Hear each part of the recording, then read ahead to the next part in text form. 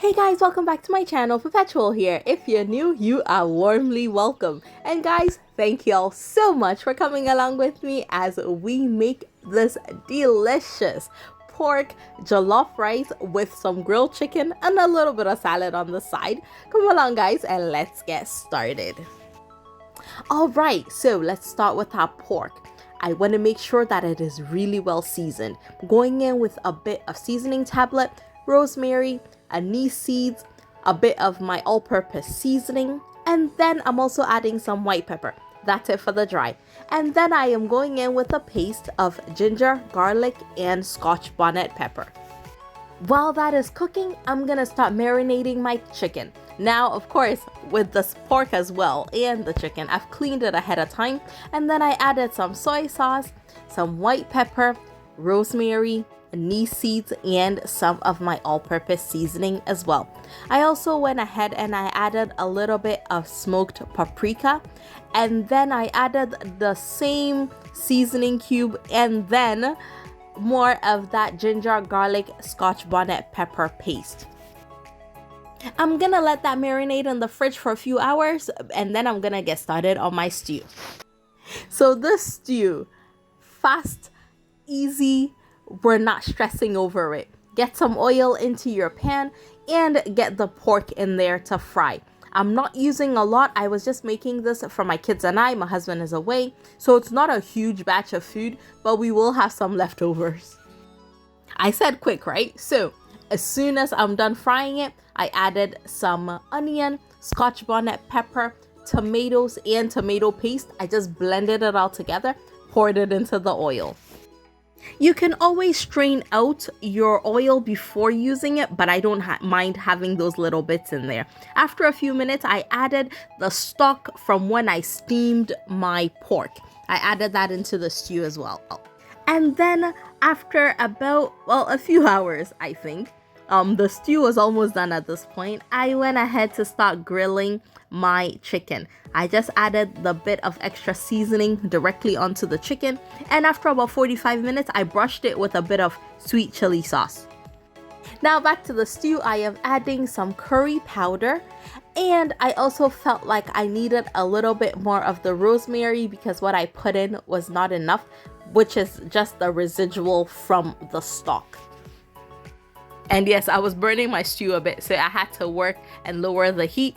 I went in with half of a seasoning cube as well, or a tablet. So just a small piece of that went in just to enhance the flavors because I am making jollof with it.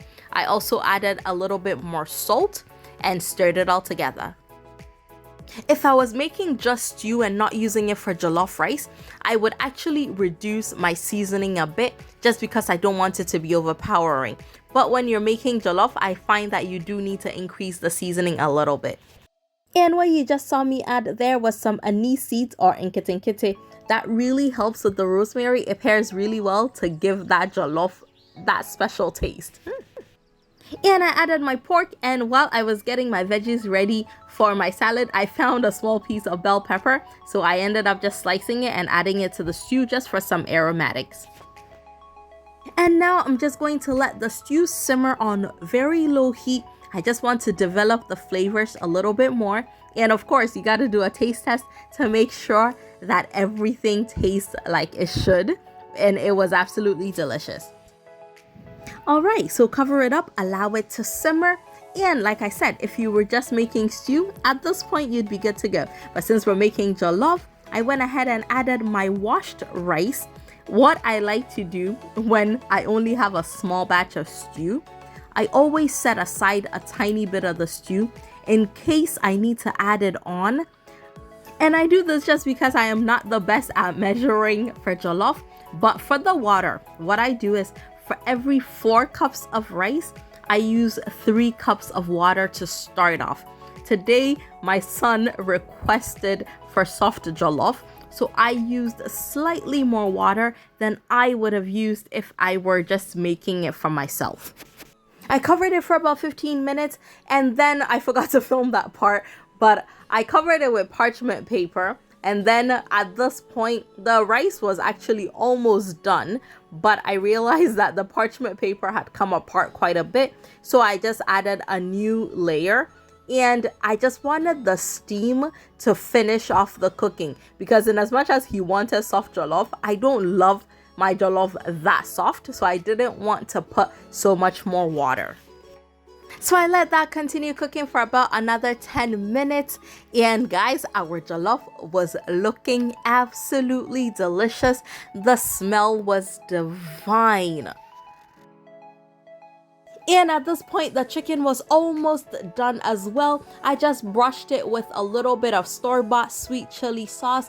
You can also just add some hot sauce or some pepper. I just like spice, so I like to add just a kick. You can leave it as is. It is also very delicious. But guys, we were ready to go. Our jollof was ready, and trust me, my kids were ready to devour it. I got this pot from Affordable Kitchenwares. What I love about these kind of pots is that it can go straight from the stove to your serving table. So I placed the chicken on top and we were good to go. Lunch was served. It was delicious. I added a little bit of salad to it, and guys, it was so good.